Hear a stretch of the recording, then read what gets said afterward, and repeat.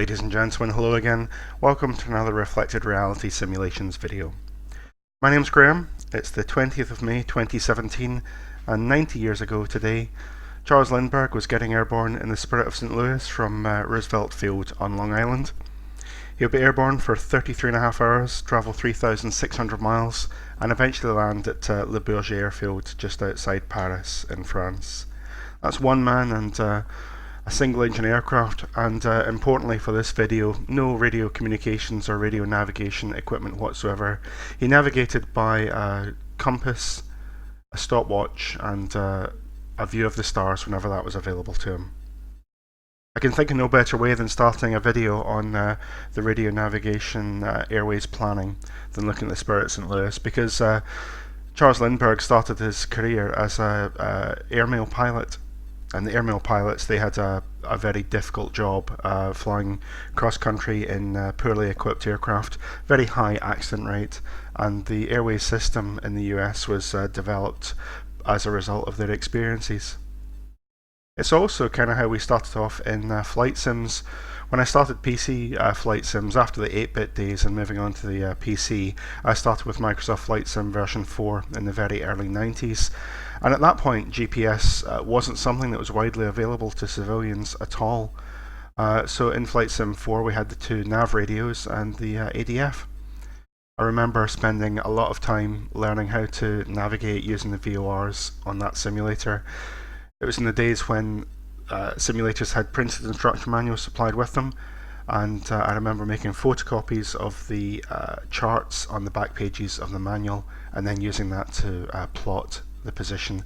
I remember it being very complicated trying to work out what the to and from flags were indicating on the CDIs, because obviously pre-internet you didn't have access to the charts or the information resource we've got available to us. Charts like SkyVector here. SkyVector is a very useful website intended for both real-world flying VFR and IFR. But today we can use it to have a look at how we can build plans in X-plane suitable for VOR navigation. Here's Lindbergh's route, as we see it here, starting off on Long Island and flying a great circle track more or less over towards Le Bourget.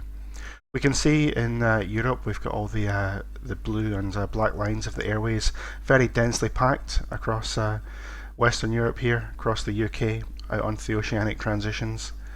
And likewise in the US we've got, you can see the kind of densely populated northeast. You've also got the tracks across to LA and San Fran up to the northwest here. So the VHF Airways, as I said, they came about as a function of previous experiences with the airmail pilots. They navigated cross-country using illuminated markers on the ground. But ultimately, radio aids were a much better solution, and after the non-directional beacons and the four-course radio ranges, the VORs started to really take off in the 1950s and 1960s. By the mid-60s, the majority of airways were defined by these VORs. You can see all these jet airways here, the J codes, and on the low-level charts you can see the Victor-coded airways. Victor's for VHF, and the high-altitude airways, the J, are for jets. So let's use SkyVector to plan a route for something like the DC-9 or the 727. Obviously we can't use any of the RNAV routes, but thankfully the way the FAA implemented it is to use the RNAV routes to supplement the traditional navigation infrastructure. So you've got the blue routes and the old Jet and Victor Airways are still there. So representative route for the DC-9 or the 727 might be Phoenix, PHX over to Seattle, SEA. We'd probably fly at Mach 075 and flight level 330 sounds appropriate. In fact, let's make it it'd be westbound, so 340. So there we go. What's important to note is that SkyVector will try and apply the current winds to the flight plan. So currently we're probably, let's see, 11:30 Zulu. And if we look at the times there, 2 hours 31. If I want to use nil wind, if I make that 9900, It says 2 hours 19, and that's the nil wind planning. That'll be important in just a second. So from Phoenix, I want to find a transition that will get me onto the Airways structure. So I'm trying to fly to the northwest. The reason we've started off in the US is because we've got these charts available to us here. So if I have a look at the, let's have a look, departure procedures, we've got an RNAV departure, that's not what we want. Buckeye, well Buckeye's out here to the west of Phoenix, I really want to go to the north. Let's have a look at the next chart on the plate. We're looking for, there's Chile. So we can view the charts right in the browser, which is really useful with SkyVector. Here's Phoenix down here, Chile's there, and we can go on to Hobbs, Kingman, or Beatty, or Needles. Let's have a look. So the routing, the Great Circle routing, takes us directly towards Chile. Chile would give us a RNAV route, or a westbound route towards Needles.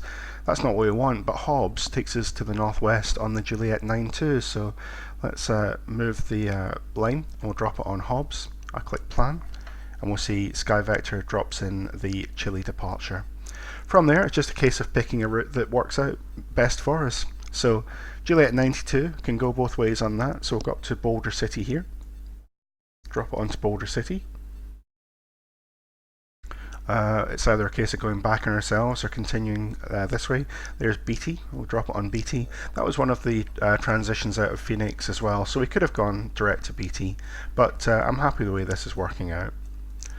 Again, route up the J92 towards Coaldale, seems to make sense, we'll plan that. From Coaldale, again, J92 is still going roughly the right direction, takes us to Mustang. There's Reno, so Mustang, very aptly named VOR. Let's just drop that on Mustang. That Juliet 5 airway lines up perfectly. That's going to take us up to Lakeview. Let's drop it on Lakeview. And it's got a little kink there. That tells me it's loaded the Hawk arrival. Let's have a look at the Hawk arrival, or Hawks. Standard arrival, Hawks 5. That's an RNAV arrival, so that's not really what we need at all. We need to find a better transition that will take us in. So if we look at the arrivals again, we've got Chins, Glasser, Jawbone. Let's have a look at Chins, that's the first one on the list. Let's make the picture a bit bigger. Yeah, so there's SeaTac up there. We've got Kimberley, Pendleton, or Yakima we could maybe look for. So there's Kimberley, and it's got an airway taking it directly towards it, so that seems perfect for us. We'll drop the route over Kimberley, plan, and then it's loaded the Chins to arrival, which is non-RNAV. So that's perfect, that's a route all the way from Phoenix on towards SeaTac. Distance has increased a little bit with the Airways routing, and time's gone up by about 11 minutes. That's not at all unexpected. If we're flying a VHF nav route, then we'll have to accept a few compromises on the routing. The reason the RNAV routes exist is to provide more direct routings, but you can see in this case the RNAV route might have saved us a little bit if we'd gone northbound, but it's not too bad. So what we can do is understand how we can navigate this using X-Plane. First things first, because we're in the US, although I'm looking at the SkyVector World High, if I click onto the en route chart, the actual FAA chart, we can see that it's basically the same information that's presented. It's just it shows it as individual chart sheets, whereas if we put World High, we could see everything all stitched together. So it's basically the en route Airways chart that we've got. It's got the radials out and the radials in for the VORs. It's got the distance between stations. It's got the distance between the individual fixes as well. So from Drake here out towards Hobbs would be 25 miles. We can fly this directly from the chart. However, if we want to have a look at a nav log, SkyVector's got that ability as well. Click in here. Loads up the plan. It's designed for VFR navigation, but we've still got the en route segment here, and we can see there's Boulder City, for example. If you do this a few times and you really enjoy radio-based navigation, I'd highly recommend that rather than just disposing of these when you're done with it, save them off somewhere, because the FAA are in the process of decommissioning a huge number of VORs simply because they're very expensive to maintain, and RNAV is essentially the way of the future. So at some point these VORs are going to disappear from the X-Plane database, I'd expect. But having the lat longs, the frequencies, and you've got the magnetic variation here as well, you can actually reconstruct those in X-Plane.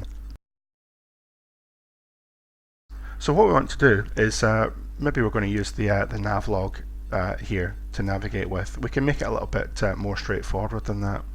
This is the Airways routing, but if you've ever followed a flight plan on something like VATSIM or Pilot Edge, you'll know that you don't need to specify every turning point on the airway. We could chop that whole section out there and say Hobbs, Juliet 92 to the Mustang VOR, and then going on to the J5.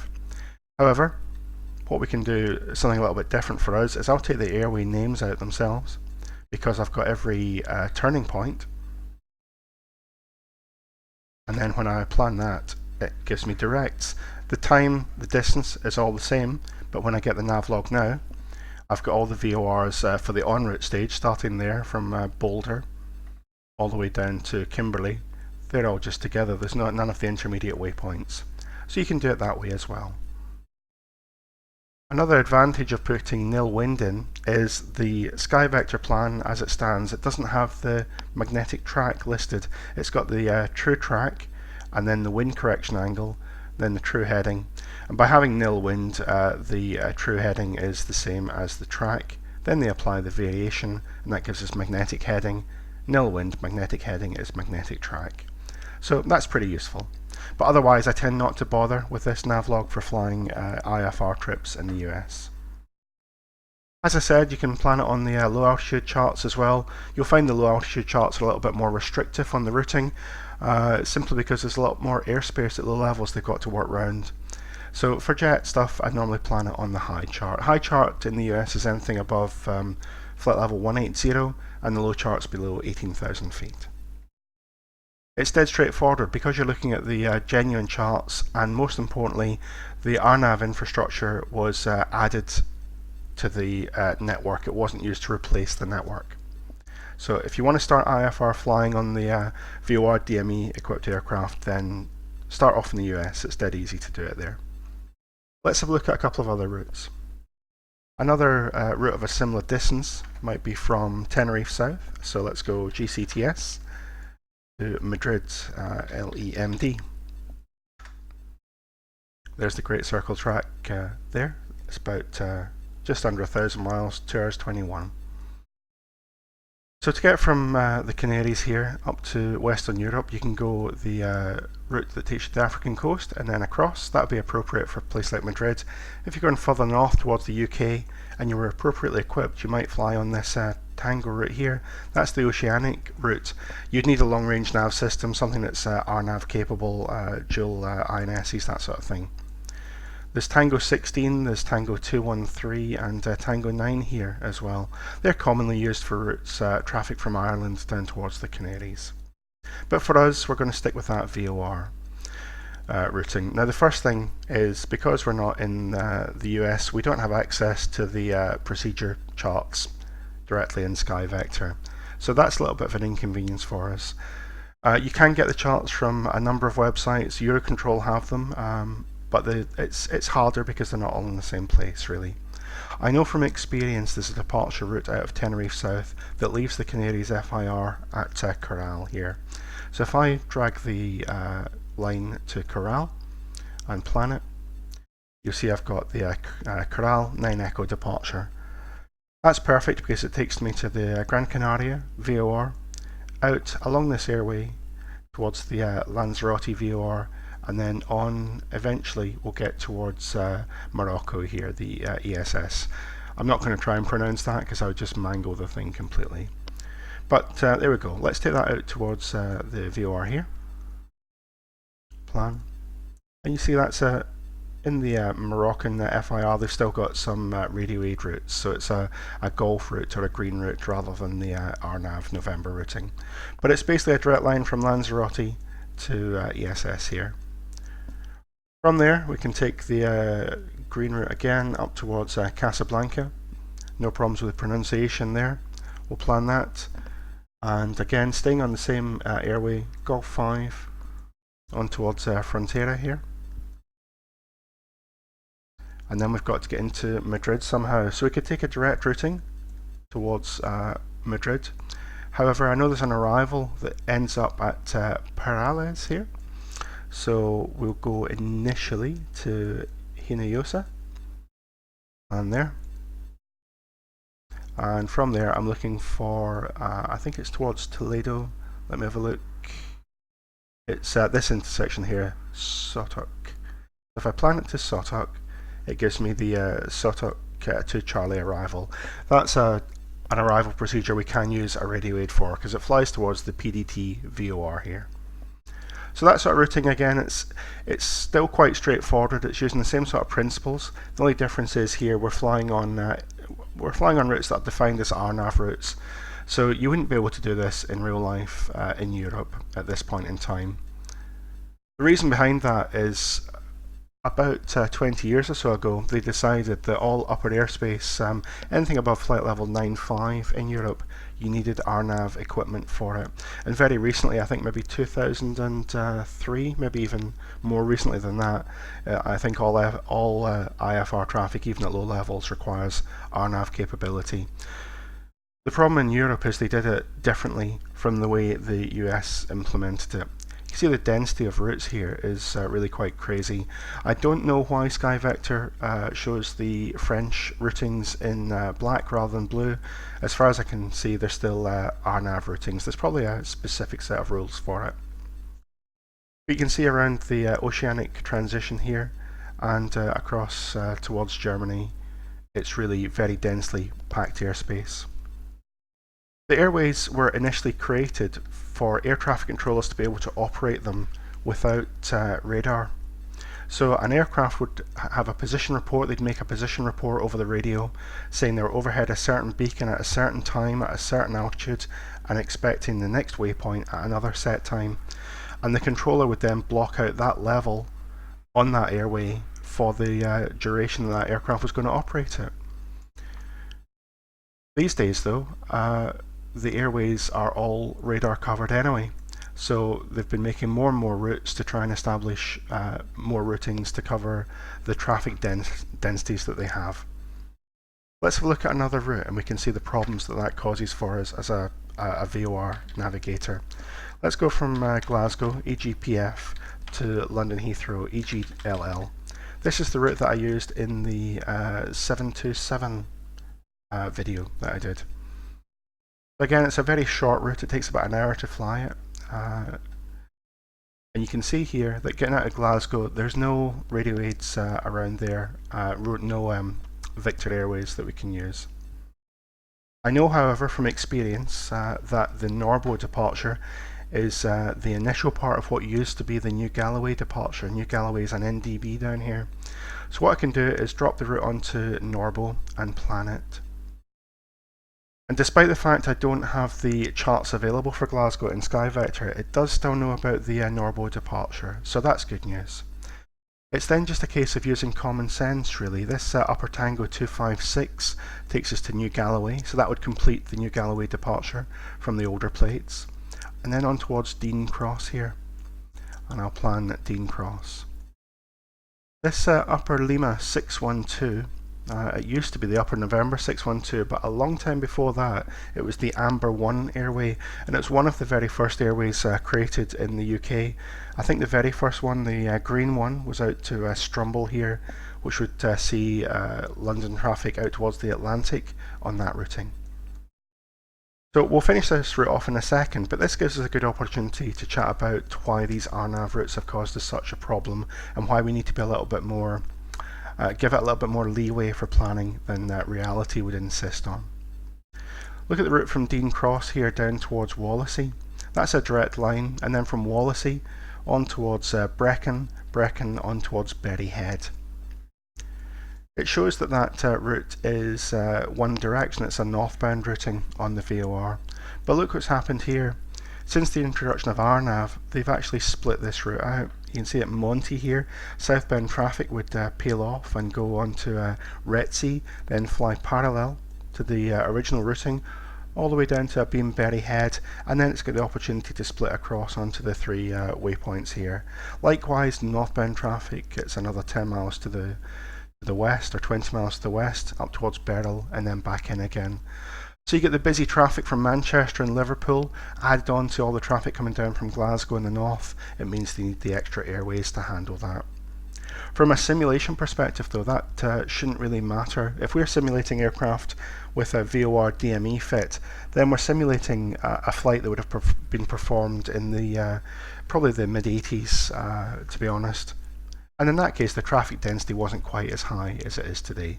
So if you were going to plan a route that involved the Wallasey to Brecon leg, I would have no hesitation at all to plan that as a southbound as well as a northbound route.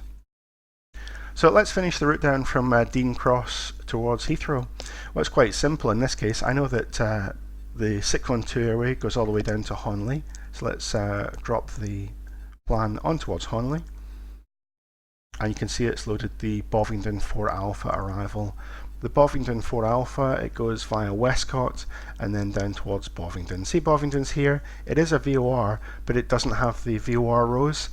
I'm not 100% sure about that. I think it's because the VOR isn't used for any en route navigation. It's a terminal VOR just to support the Heathrow arrivals. But it's still basically a direct line Honley, Westcott, Bovingdon, and we can do that using the radio aids. It's not something that would be legal to file with Eurocontrol in the real world environment if you were not RNAV equipped, but for the sim it's a perfectly viable route. The problem with these charts for this sort of thing comes when you're trying to do a departure that's coded as an RNAV departure. The departures out of Heathrow, if I start a new routing here, EGLL, and we go the other way up to Glasgow again, and let's have a look. There's a departure called the Woburn departure. We go to Woburn, I'll plan that, and then from Woburn I'd go on to Welwyn, I'll plan Welwyn. And the departures, if you're operating westerly out of Heathrow, you'd go to Woburn. If you're going easterly, you go to Buzzard up here. But you can see this route between Woburn and Welwyn, there's no radial, there's no VOR to follow. But it's not strictly true, however. If I take this line here and I drag it back and drop it on the London VOR, you'll see that it passes almost exactly through the Woburn point here. And that's because in the old days, Woburn was defined as a radial off the London VOR. So to fly Woburn to Welwyn, it's simply a case of following that London radial outbound. But because it's been redefined as an RNAV routing, and the charts are all RNAV routes, there's no crossing radials, there's no DME information on there. It makes it a lot more difficult for sim pilots to plan the route effectively. But basically what I'm saying with this is when you're planning IFR VOR navigation in Europe, you just have a look at the chart, get a feel for what might have been happening, and then plan a route that seems appropriate. Ultimately, if you can file it with Eurocontrol, you can fly it. And we fly a lot of routes these days that have got directs on them rather than flying Airways. I mentioned the fact these Airways were intended to be procedurally controlled by the sector controllers, but now we've got radar cover across all of Europe at high levels.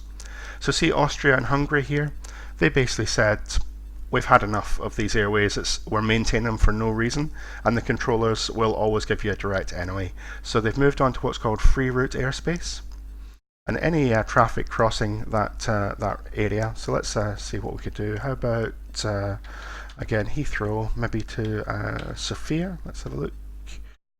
Let's see if this is the right one. There we go. So Heathrow to Sofia, that's the Great Circle track. It would probably be ideal if they could find an airway structure through Western Europe there to get to Mored, plan that, and then all the way across this airspace here, they probably plan to Obuti, and then out on the conventional system. Or they could plan further across this way, all the way to Tondo wouldn't be good. So let's go for this one here, Kerop. And that entire routing there would just be given as a direct. You'd speak to the first sector controller here, and they would either give you a direct to perhaps the closest point on the FIR boundaries here, or if they're working as a single airspace block, which is the long-term intention, it'll be directly across there. So there's a lot less navigation involved for the FMS equipped aircraft. It just means the controllers have got more crossing traffic. But if you're dealing with it realistically, then this airway structure here is just all crossing traffic anyway. It's a big mess, to be honest. So you can see how the RNAV implementation has caused problems not only for pilots in sims, but also for pilots in real life, and that's what Eurocontrol are working to fix out at the moment. It's the same in Ireland here as well. Ireland, as a general rule, it doesn't originate a lot of traffic. There's traffic down to Europe, obviously, traffic to the UK, traffic westbound, but the vast majority of traffic in the Irish airspace is crossing traffic. You can see the general picture here for traffic coming out of, let's say, Frankfurt. We can put that in, a DDF, on towards JFK. Maybe that's a little bit high up. Let's have a look. So take those routings out. There we go. So Frankfurt to JFK, it has to cross the Irish airspace, and it'll be the same with Amsterdam up here as well. So you can see these RNAV routes are taking you there. The Irish Aviation Authority said, again, it's easier just to not bother publishing Airways. We'll try and give crews what they need. So let's say one crew gets to Glasgow coming in from the UK, and they want to go out to one of the transatlantic routes. We can actually put those on in SkyVector. Let's turn those on. So they're going westbound and they want to get to Resno. Then the clearance through the Irish airspace is dead straightforward. They're accepted at Bagso and routed on towards Resno. Whilst we're looking at those transatlantic charts, most people are not overly familiar with these, but the charts, the eastbound tracks are generally in the jet stream, so they're usually planned a little bit further south to give you a good tailwind coming across. And the westbound routes, they are planned to run outside the jet stream to avoid the headwinds. The jet streams predominantly flow from west to east here.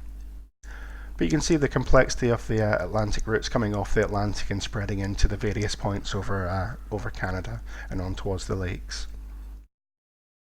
So that's a very brief introduction to using SkyVector for IFR planning. It's really quite effective to use it in that manner. As long as you don't get stuck trying to make a super realistic route in Europe, it'll be fine. And also, if you're in the US, I very much recommend that use SkyVector to get the feel of what you're doing, but go to the FAA site and download a copy of the IFR chart itself and save it somewhere, so when you come back to SkyVector next year and the VOR that you previously used has disappeared, it doesn't stop you from being able to use that in X-Plane and continue to keep those VOR routes alive in the sim a long time after they've disappeared from real life. It gives you something to do in the cruise that, RNAV's really good for general airline operations these days. The FMSs make it really easy to fly. There's a lot of time in the cruise to brief the arrival and chat about all the threats involved in operating the aircraft. But in sims, it takes away a lot of the interest en route. You stick it on LNAV or manage nav and watch it fly itself, whereas the VORs give you something to do in the cruise phase. Well, thanks very much for listening to the video. If you get any comments or questions about IFR planning, I'd love to hear them. I'm not an authority on the subject. It's something our ops team generally do for us, and we turn up at work, get a flight plan and go and fly it. But I'm very happy to try and answer any questions, and I'd love to see some videos of you flying aircraft like the DC-9 or the 727 using the radio nav stuff. Thanks very much, and I'll speak to you again shortly.